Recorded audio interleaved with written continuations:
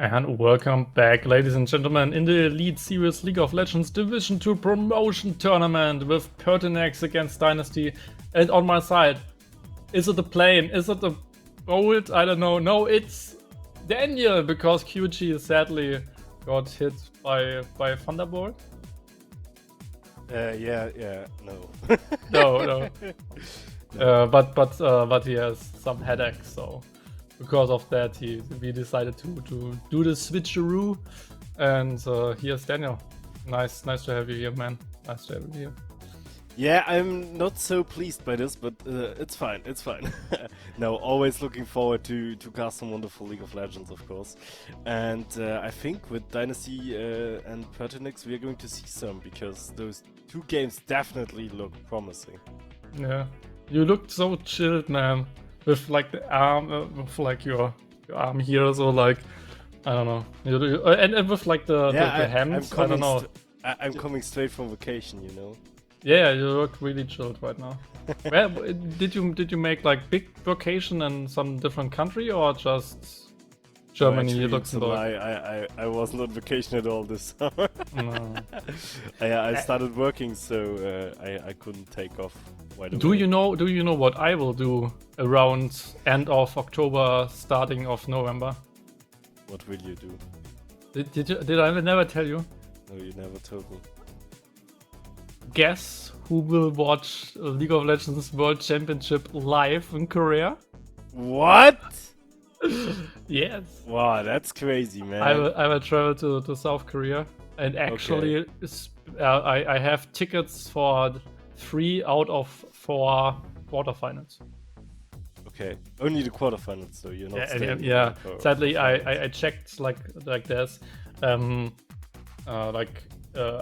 checked instantly when and where you can buy tickets, and then I forgot about that, and then like when my plan developed more and more, I checked out if there even are tickets left, and all of the tickets in Seoul, so like play-ins or something is in Seoul, then quarterfinals will be in Busan, and then like final and stuff is in Seoul again, or something like that. And like in Seoul, everything is sold out. Not even like the worst seat, but in Busan, actually, for the quarterfinals, there are still some tickets, or there was some tickets left. Not for the best tier, but I think I got tier 3 tickets or something, which is like somewhere in the middle, but still far away. So your tickets match your gameplay. Yeah, basically. Basically. No, I'm just kidding, but that will be a really cool stuff, and I already booked the plane, so it will actually happen. I have tickets, I have plane. No, I still need hotel or something, and then other stuff. I mean, there are plenty of stuff to do, right? But and I will try to learn the language. Actually, I will try to. Crazy. Well, that's really cool. Good on you. I would say let's jump into the champ select between Dynasty and PERTINAX. Totally. And we, by the way, see the Kazakhstan, of course, against Makalao, who's an absolute, no, probably not one-trick pony, but he's a god on that champion. Yeah. Same goes for Akali and Merlin, so very obvious bans here from Dynasty. Yeah. I think we saw a lot of. I think we saw one Kha'Zix game, one Akali game in their series against Rift, and of course they won with it. So it's kind of dangerous. It's the same bans so far, like in all the other series, and now it's Xayah again. Just can I make a request? Let's not talk too much about yesterday. It still hurts. It still hurts badly. What do you mean? Do you mean the 3-1? No. Nothing happened yesterday. There were no games played. Okay. Yeah. And there's no reason the bracket looks like it does. Yeah, I know.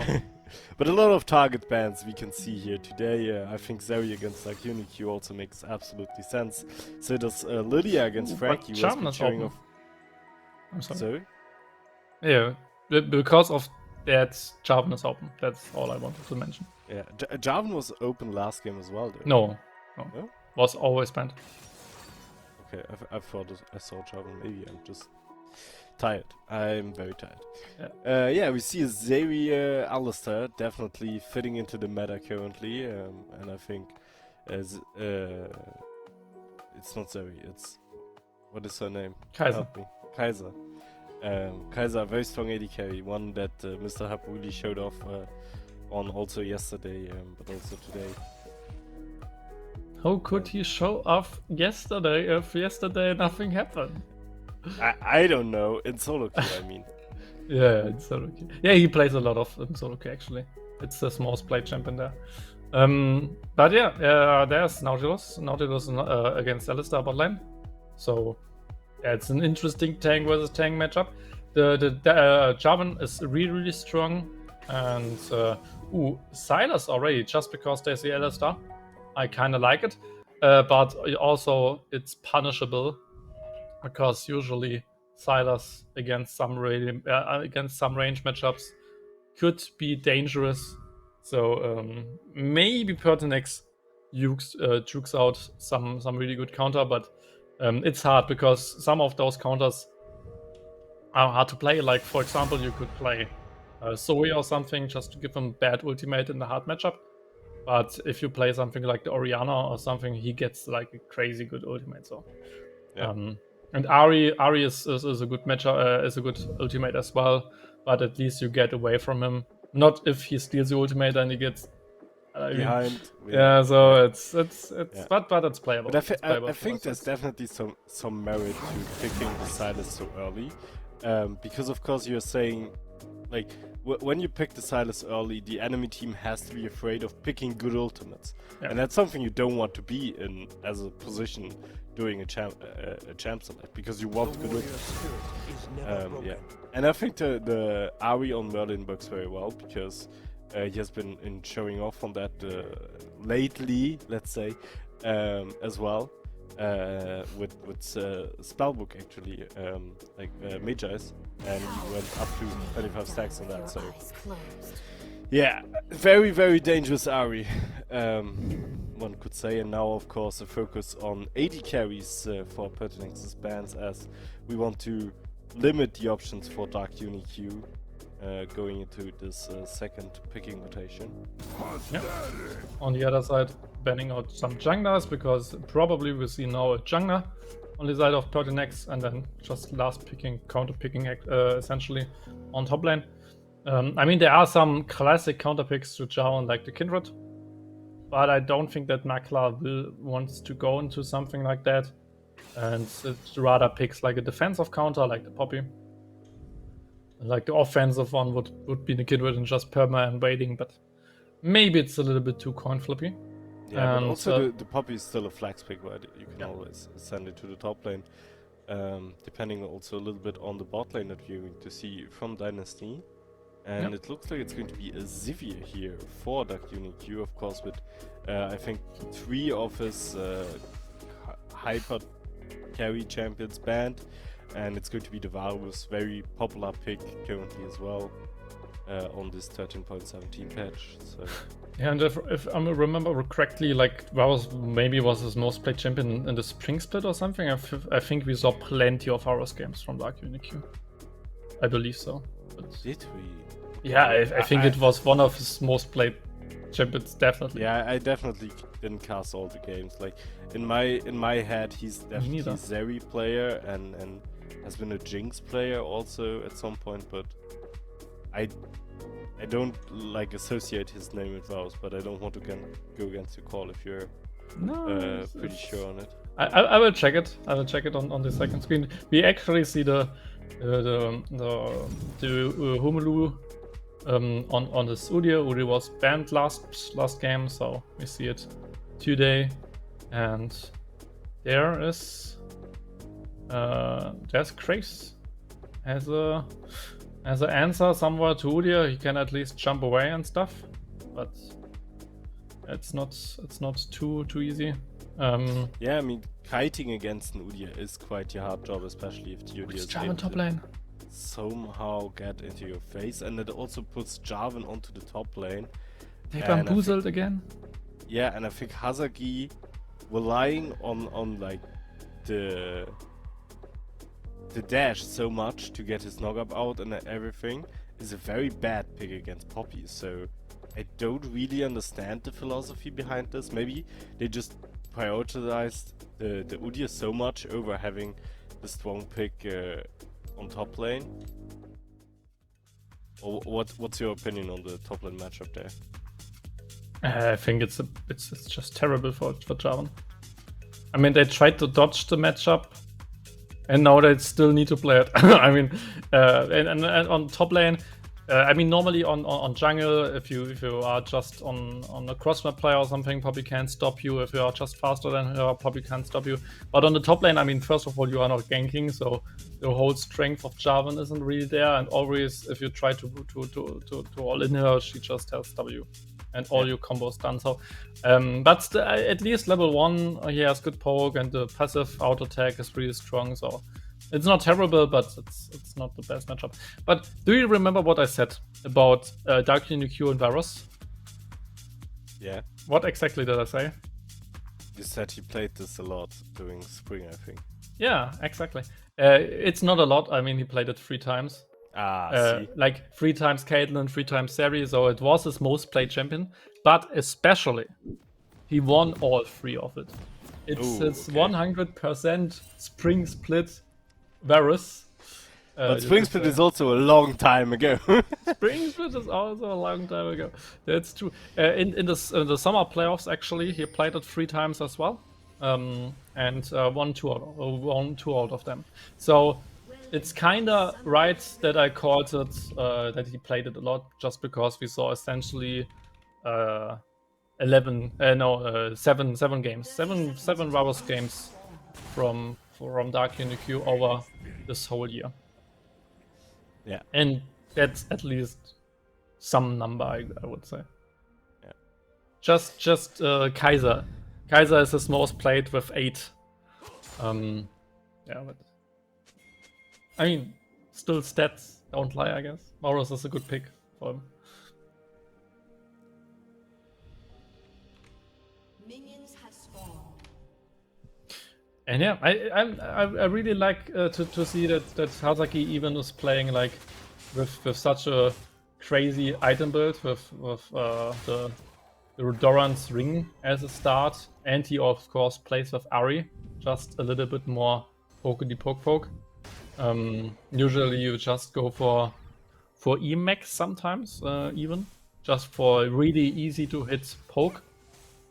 And Ahri actually, summon Ahri minus, actually is a really cool tech on Jarvan, because first of all you just poke with her with every single E, but second of all, if an enemy, if an ally is close, they get the Ahri, and you shield them with Ahri, because it's a buff, so you buff it with Ahri as well. It's kinda crazy. Yeah, you're true. I got a bit confused there, I must say, from your misgendering of Jarvan, but you of course are totally right. He is. I mean, the rune fits him very well, especially if he knows he's in this losing matchup. Picking like a more aggressive playstyle here wouldn't make sense anyways, right? So Hazaki picking this rune, knowing he will have to play defensively here in the lane, and you can already see this JJS very aggressively using that he just has the better matchup here, and now maybe the gank here on the mid lane, Humulu coming in. The stun, however, not too long from Udyr, and getting a lot of damage there from Merlin. Will have a tougher time now in his topside jungle. And already the TP coming out from Hazaki there. Yeah, it's a crazy matchup. And like I said, it's just losing. You swapped out to the top lane just to not face Poppy, and now you face it on top lane. It's really crazy. And all of that just to get Humulu on the Udyr. That's what I don't understand. Like, why do you give this Udyr so much priority? I mean, Humulu really has to make that worth it now. Dynasty again with the gang onto Merlin there. They are really wanting to shut that Ahri down early, but it just doesn't work. Merlin seems to get away in the craziest ways, and now we have a 3v3 here that Dynasty may not be expecting. JJS there in the middle, getting a lot of damage. Is quite low, has to flash out there. Frankie, however, quite low as well. There's the kill for kill, but first blood does go to Frankie here. And Dynasty overall seems like they can clean up the situation here with their top laner joining. Leolas there to save the day for Makala, but in the end it's a 2-for-1 for Dynasty. Yeah, and it was just overstaying by PERTINAX.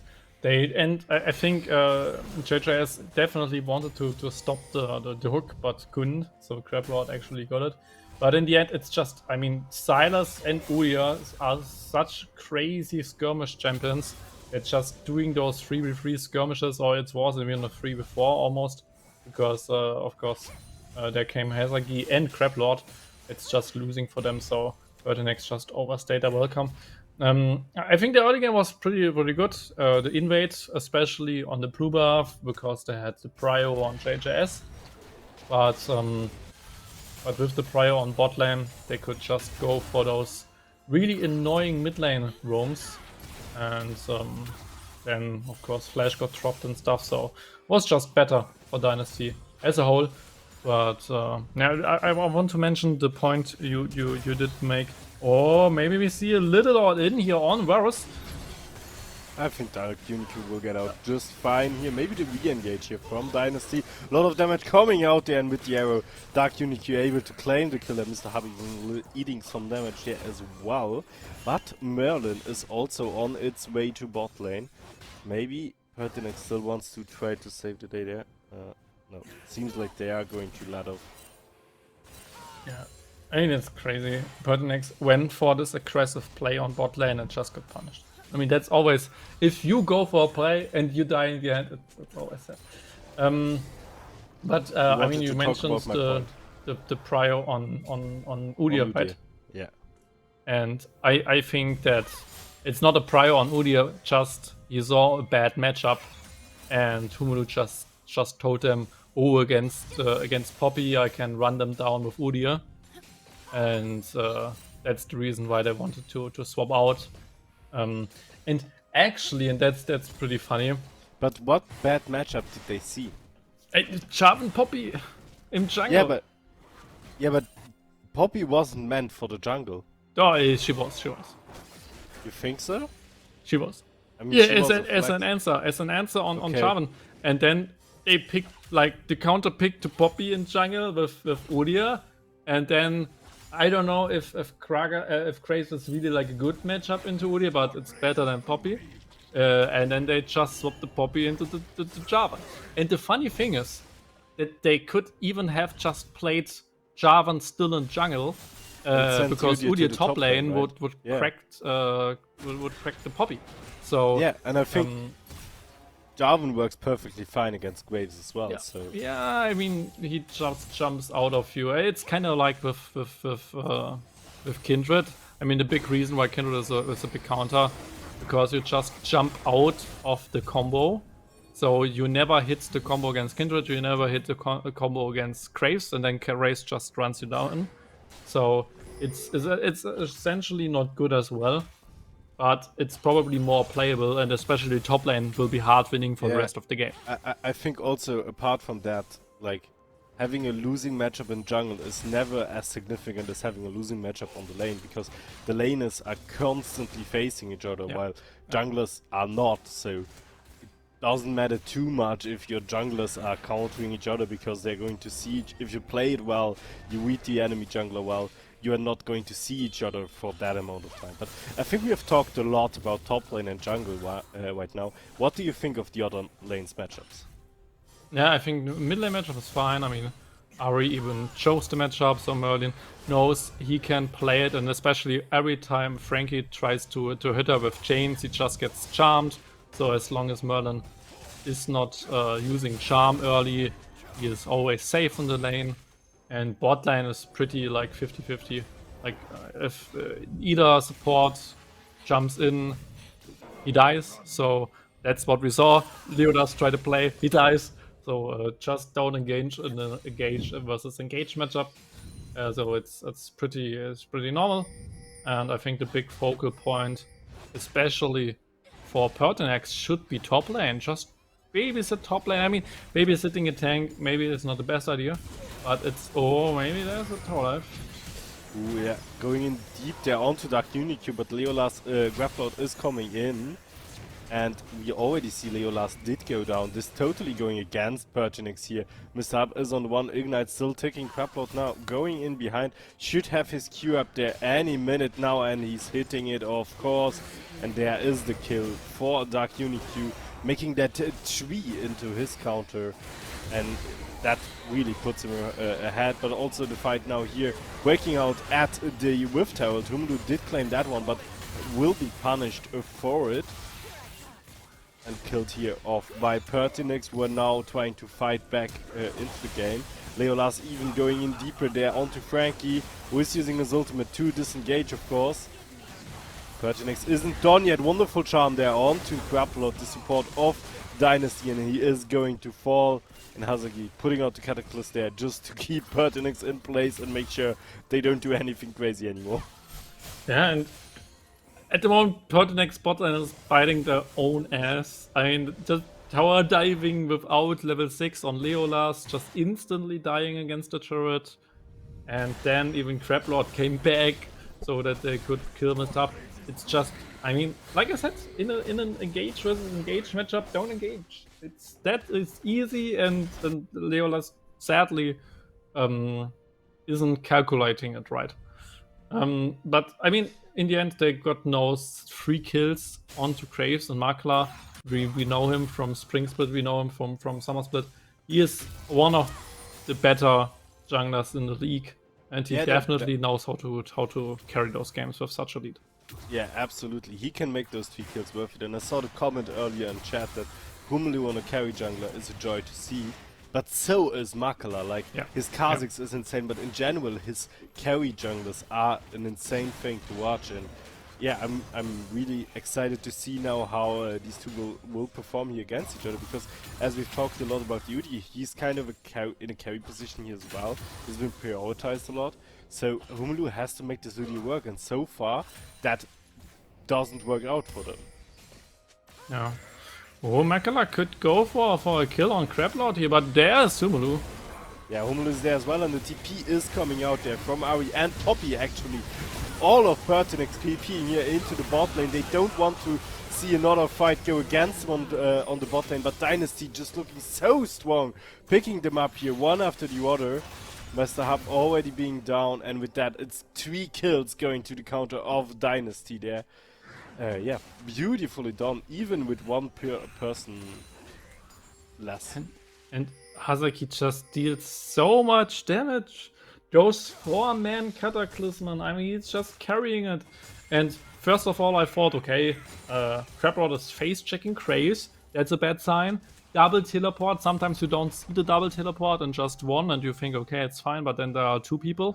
But they just fight it back, win the team fight. It's crazy, they just one-shot them basically. And yeah, it's really look bad for PERTINAX right now. I mean, there's not an immense gold lead, but there is one. And I think that PERTINAX definitely needs to start to play around this top lane. And because normally Hazaki can't get out, especially now if he uses the combo. Yeah, and here is exactly what you have been talking about. PERTINAX starting to play around that bot lane. However, Hazaki has all the tools in the world to disengage there. Also beautifully waited for the W of Poppy to run out. So yeah, well done by him. But we can see Graves still hovering that top side there, and even Alistair joining him in Dead Endeavor now. Maybe they will go for a dive onto Hazaki once he's back. No, they go for the crossmap play. I mean, they need to, and that's first blood turret on the top lane. Maybe Dynasty is at least quick enough to trade turrets, but no, it's just too tanky probably. So some more gold for Poppy, some more gold for Graves, which feels good for them. And nobody maybe who can stop the Herald from charging is if Hazaki can't land an out attack onto the eye. Yep, that worked out. Yeah, and I think in general PERTINAX definitely not out of the game here. Like, they are still decently into the game. Of course they are lacking Drakes and kills, but in terms of gold they are perfectly in a range where they can still fight this. And I mean, in terms of scaling, it's not looking especially bad for them with Merlin, who, I don't know, he already has his Dark Seed, so he's probably going for the Mages again. Now we see a little fight here on the bot lane, and I don't think anybody's in a very bad position here. However, Quaplot already really low there, has to flash out. Now goes back in with the hook, and Dark Unique is able to get the kills, actually both kills there. Beautifully played. That Dutch AD carry is just a god in his role. Yep, like I said, that's what I think when I see Dark Unique on and the action those. just keeps coming. Merlin now on the bot lane. They are going to pick off Quaplot here, and they are going to pick off Dark. Dark Unique. So 2 kills and especially a big shutdown on Dark Unique going into the pockets of Merlin here, and that will come in handy for the AoE players. Also the first Dark Seal stacks for him. Yeah, that's really important. Yeah, just a little bit of overstaying from the bot lane of Dynasty. I mean, it's not too bad, but of course they lost a lot of gold for that overstayment. No, they even go for top or mid lane just for the Herald, so they try to play around it. And because Merlin has used his ultimate, he needs to flash out from Frankie. But I don't think that PERTINAX at the moment is able to contest this Herald. Especially now with Dark Unique Q having 2 items, he will just melt the front line, he will just be a big threat, and you want not to fight it.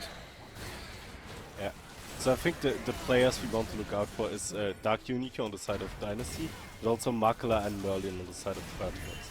Those are the carries for their respective games, and as we talked about, nothing is done yet, as we are heading into a short Herald fight here where Leolas got himself into a very bad position, will be picked off here, but just losing your support isn't the end of the day, especially when the objective is already gone anyways. But yeah, another Herald here going to Dynasty, so they are further expanding. Sorry? Makala stole it. Makala stole it! Oh, that's why I wooed. Okay, Humelu here getting really low against the Poppy player, but Hazagi is there to save that situation. And yeah, okay, of course, Makala stealing the Herald makes it perfectly worth it for PERTINAX here. Yeah.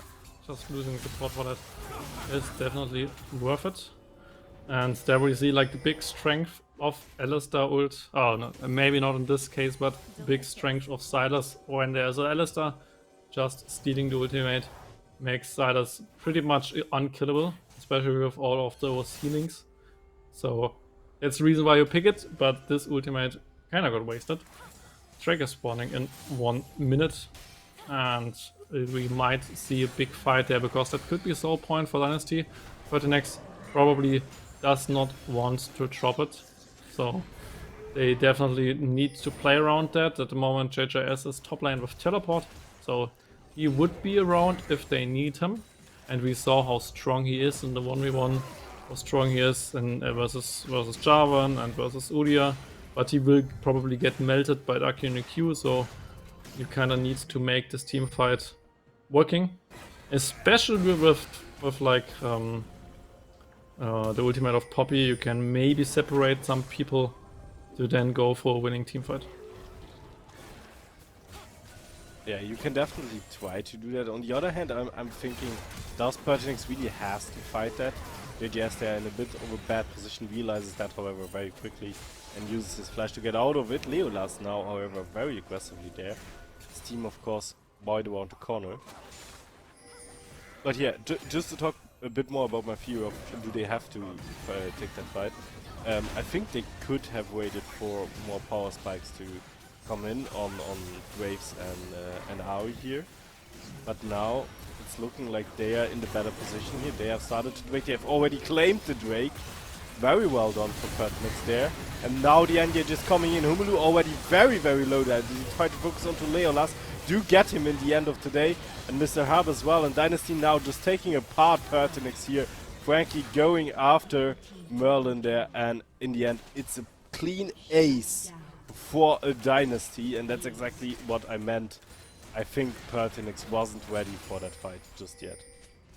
Yeah, wonderfully played from DYNASTY, just surviving the initial engagement. We just have no real backline threat for him, so he can just play it out and just melt all of those people. I mean, Kaiser tried to jump on him, but just instantly got killed. And then your backline just at the moment is not strong enough to really match this Varus. And he probably has, yeah, he just had a full item and base. I mean, that's insane. We already see the Magi's play from Merlin again. Last time it didn't work out. This time he buys it again just to maybe have some comeback chances. I talked with QG about it. It's just a gamble. It's just hopefully we get some picks and then the item is worth it. But it's really hard for them at the moment.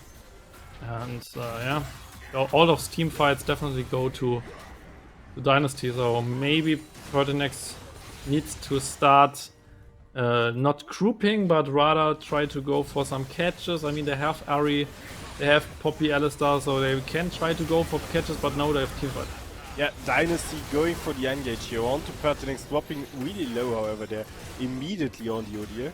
And with that, one of their main engages gone. Hazagi, however, going in once again. They try to focus out Leolas there once again, but he's just so tanky on that cow, and in the end, it's Hazagi falling. Frankie now even going into the backline there as well, but will be taken out, and Leolas just doesn't die here for PERTINAX, and that's the comeback PERTINAX needed. And now they can calmly go for the Baron here with the jungler of Dynasty, of course, being down. However, only for the next 4 seconds. We might be back for a potential fight there, but I don't think Dynasty has the resources to yeah, contest that Baron in any way. JJS just hard carried this teamfight. I mean, he just ulted DYNASTY away, so it was an easy teamfight. There was just no damage left for Dynasty, and they could just pick up one after another. Good insect by Leolas in the end on Frankie. Then Hazagi just overstayed. Tomulu got catch initial. So, and without DYNASTY, there's no damage. So I think that's maybe the big task of JJS.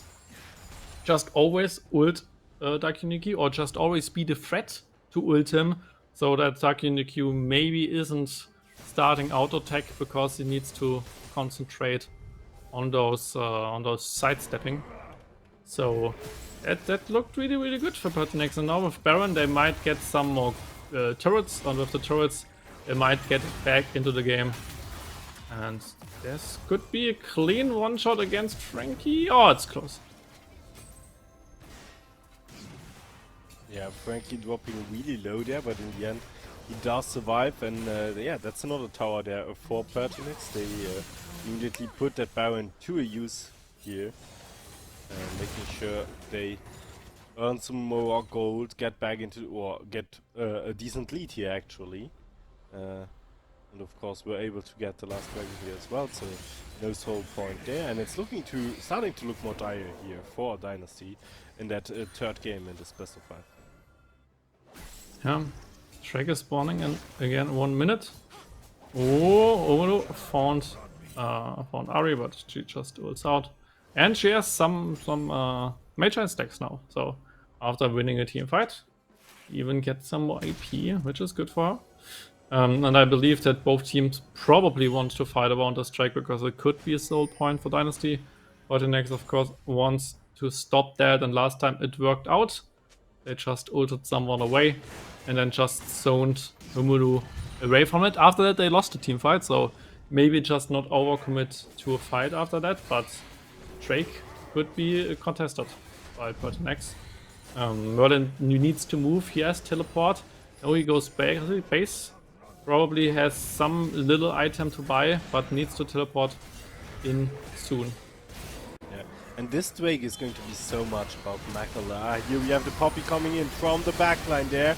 Graplord so low already, that ultimate from Makala just hits like a charm there, but now it's the reverse fight from Dynasty going into the backline there as well. They are able to take out Leolas, and now PERTINAX fall like flies here. Merlin already down, Mishap already down. Makala, the last one standing there for his team, but How long can he really do that? Is able to claim one more kill on the Nautilus there, but it won't matter at all, as Dynasty will now be able to claim that dragon. And probably also a decent push into the mid lane there. Yeah, and there we saw a big problem. Nobody kills Dark UQ, he carries the teamfight. That's exactly what happened in all the winning teamfights for Dynasty, and the only chance for PERTINAX which they had was ulting him away. I think JJS tried it, and especially Merlin did a good job. He almost killed him, and even Leolas had a good 1v1, but it's just not enough. If Dark UQ gets the help of his team, then he just survives, and he will just carry the teamfight. And he even had stopwatch, so it's not even that close in the end. So PERTINAX just missing the most important point of such a teamfight and losing the Drake in the end. Yeah, and it's just such a back and forth here in this Dutch derby between PERTINAX and Dynasty. Like, it's one team winning a fight, then the other, then the other, then the other, etc., etc.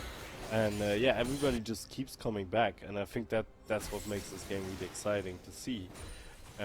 Now we have, of course, to focus in that Baron area, because it's going to be the next objective, and Craplord will be caught here by PERTINAX.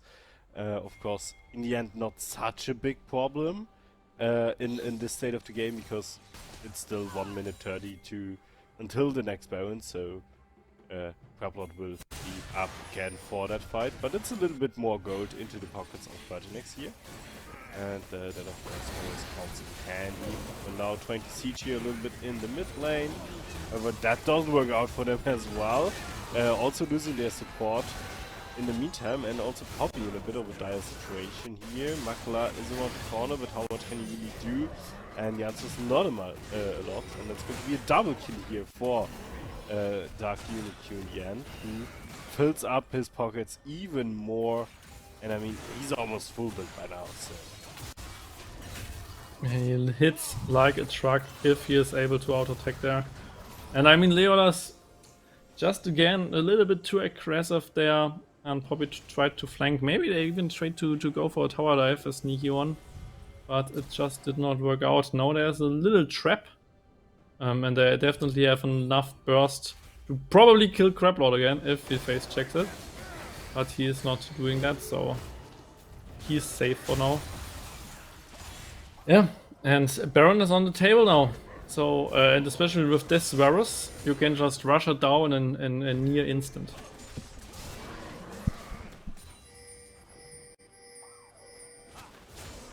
Which definitely helps for Dynasty team game plan. I mean, starting an object against Poppy always a little bit risky, because if she finds an ultimate, then you may be in trouble. But at the moment it looks really good, and I think they can just either just try to hard engage, just try to run someone down, just start the objective. I think they are stronger in every regard, so as long as Dark UQ survives, there shouldn't be a problem for Dynasty. Yeah, I'll try to find a good kick here. Right now, PERTINAX one's pushing out the mid lane there in order to get a little bit of a priority to reclaim vision in that Baron area. And General Flash there tease. Now Dynasty is again on the forehead. And maybe that can be... No, okay, Makla and Leolas are out of danger there. And it's really a back and forth even here in that Baron contestation. Or vision contest around the Baron.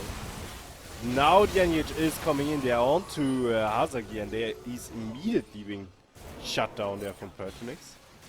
Is that, however, the pick they needed? I think they would have much preferred something like Dark UQ or Frankie.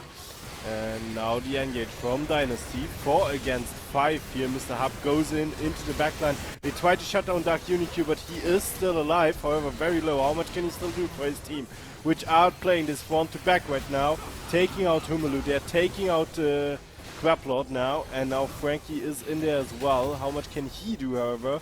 all alone there. With stunt now from the Poppy will be shut down here as well. And with that, Dark UniQ is the sole survivor of this fight. And of course, all alone, with all the feet he has, he can still do nothing. And with that, PERTINAX claiming that Baron and again, turning the game into their favor. Yeah, it's just Dark UniQ against the world. This time he lost both summoner spells, which is really crucial. Poppy finding a good engage onto him, and then after he flashed, Mr. Hub tried to finish him, but then he got peeled away. So, was a good team fight by PERTINAX, and like I said, as long as Dark UniQ isn't fighting there, and I mean the initial engage just worked out perfectly. Dark UniQ was in the mid lane, so they could just team fight. And the second he started auto-attacking, he just got engaged by JJS. So at the moment, PERTINAX found the most important target and got the Baron. But Soul is on the menu, and Dynasty wants definitely to order it. And the big question is, will the waiter come, or was it a trap by PERTINAX? That's the big question. Yeah, absolutely, and I think also, yeah, is PERTINAX going to choke this? And they find Hazagi here. Maybe that's the pick they need. However, now in a bit of a bad position here to contest that. Drake did go a little bit too far down. Craplord, however, very low there already. Craplord, Merlin already has his ultimate out. Frankie now wonderfully charmed there from Merlin. There is also W into Hazagi that won't do for an engage. They want, if they want to sacrifice and play Assassin Kaiser, they want to play that onto Dark UniQ. But in the end, PERTINAX is able to claim the dragon here because they were able to take out Craplord. And yeah, with that soul point defended. And they of course still have their Barons, so yeah. It's not always that an ace is needed in order to defend the targets you want to defend. Yeah, and I think PERTINAX plays those teamfights at the moment really perfectly. Because Varus likes when people just engage onto him and he gets peeled, because then he can just auto-attack the front line. But PERTINAX essentially plays it on the edge of Varus auto-attack range. So he is never really in range to auto-attack Poppy, to auto-attack Krace or Alistar. And with that, just the whole damage is missing, while always Ahri jumping in, jumping out, Krace auto-attacking, jumping out and stuff. So they just always fight back and forth, while Varus cannot auto-attack them. And then just all the damage is missing. So it's really, really good from like the basic team fighting by PERTINAX, just recognizing what's the biggest threat and how we can avoid it. And it's perfectly working out. And I think also PERTINAX is making perfect, or has been making perfect use of their burst potential there in the last fight. We saw it first with Hazagi, but then ultimately with Craplord, where he just died in an instant. And of course, being one person down in a team fight that early on into the fight is a big problem. Yeah, and I think that's also why Dynasty decided to not push much more for that break, knowing that they are one person down. Yeah, and I mean, PERTINAX isn't really engaging them, but Dynasty cannot really engage as well, because Poppy just counters like the engage of Jarvan, and then of course every time someone runs into them, Alistar will just knock him away. So there is not really like this classic front-to-back team fight at the moment, which Varus really would like to. And so both teams are kinda in those stalemate situations where just the poke of Kaiser and of Ahri and stuff is just a little bit better, and they can just always try to sneak out one auto attack of Krace and stuff, and it's just working out for them at the moment. So if they just continue to play those really, really safe control team fights, then PERTINAX is definitely better at the moment. And we even see that this Magi's gamble worked out, 14 stacks, so a lot of AP, even the movement speed now got increased. So that's definitely like a sweet point for a Magi's user, that they will not lose all stacks if they die, but also that he has the movement speed. And with that, he can maybe get more catches or maybe get out in a dire situation. Yeah. Yeah, it's really working out for him currently. What's not working out so much for PERTINAX has been the Baron. They weren't really able to claim that many towers or objectives with it. And now the game is kind of in the stalemate position again, where both teams are quite equal. I mean, PERTINAX has a 3k gold lead, but in the end, in the 33rd minute and with 60k gold at least on each side of the map, those 3k are not making such a big difference. No, that's true. Yeah, the stalemate situation, I mean, with the Baron buff, they could try to crack down turrets, but oftentimes that leads to confrontations, and maybe leads to like a fight. And like I said, those melee to melee, front to back team fights are at the moment probably even better for Dark UNQ. So they cannot go for that. They cannot go for dive because that's exactly what Dark UNQ wants. But on the meantime, Dynasty will never ever engage onto a Baron buff team. So that's the reason why they still have the stalemate. And Soul Point again is spawning, but also Baron buff is up now. So we might see a trade. We might see just a rushdown of one of those and a fully contest. Maybe we can see a sneak from someone. Just one member just sneaking the Drake while the other defend Baron or something. That could be a plan as well. So both teams need to have some sort of vision, need to have some sort of map awareness, that they always question who is everybody. Can they start a 2-man Baron? Can they start a 1-man Drake and stuff? Because otherwise it's maybe hard. Yeah, now we have the engage here from Dynasty, and yeah, Merlin is missing for PERTINAX, which is a bit disastrous. He is TPing in now, of course. Is it too little too late? Nobody died so far on PERTINAX, so it looks perfectly fine. And yeah, PERTINAX in the end was able to deal a lot of damage there as well, with the ultimate from Makala, of course. And now, ooh, beautiful charm there from Makala. Is it going to be enough? Hazaki can't survive with the shield there. But what a close call it was. And now the stun coming in there from PERTINAX, but Romelu, that won't do much. That Udyr is quite tanky. Yeah, teleport comes out. Hazagi from the top side. The backline there from Hazagi goes immediately in with the Cataclysm, however, is being thrown out just as fast. There, Leolas gets attacked a lot, goes down here in the end. JJS also in a bit of a position there. Is however able to save himself, and now Dynasty seems to commit to the Baron.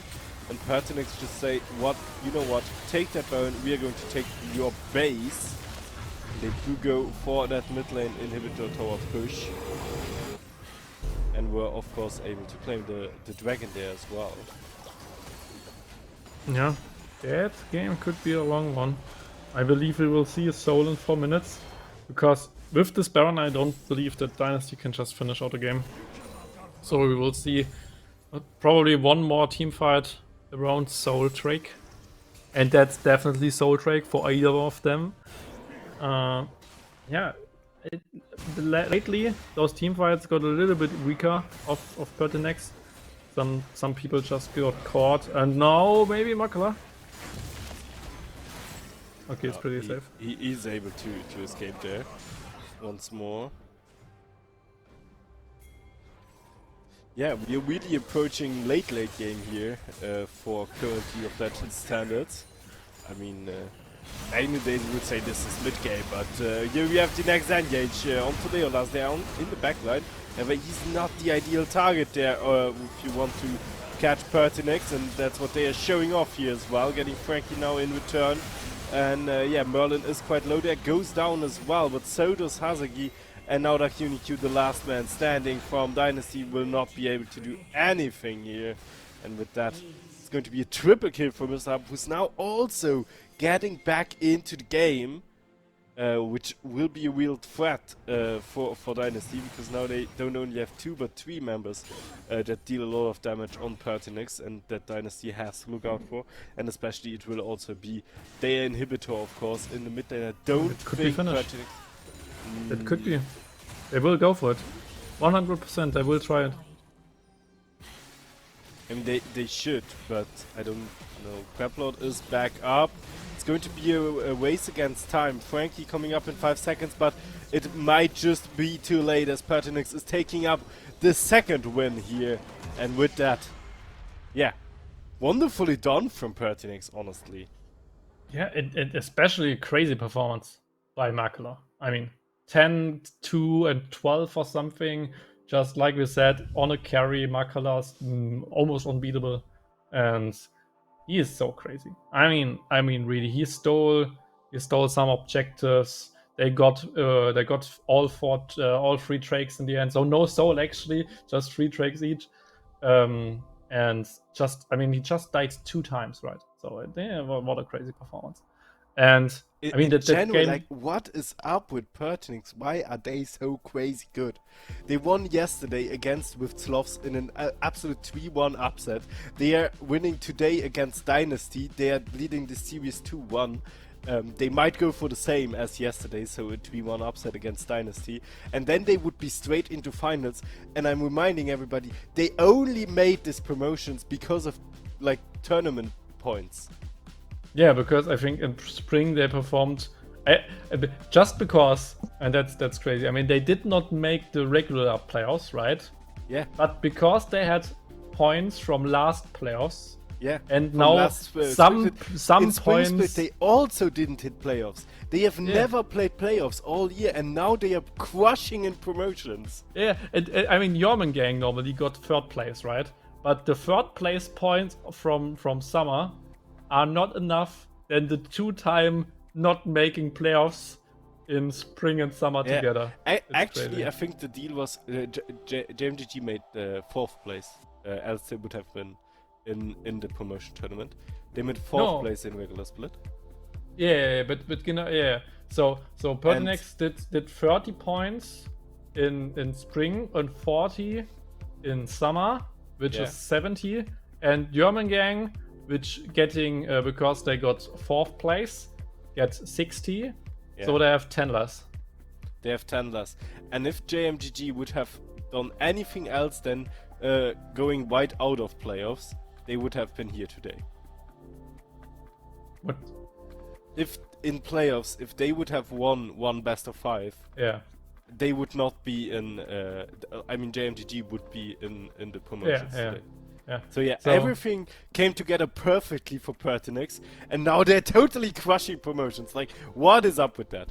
But anyways, I would say we are heading into a short break as, we are going into probably the last game, because it's going to be match point for PERTINAX in the next game of this best of 5. I would say see you soon.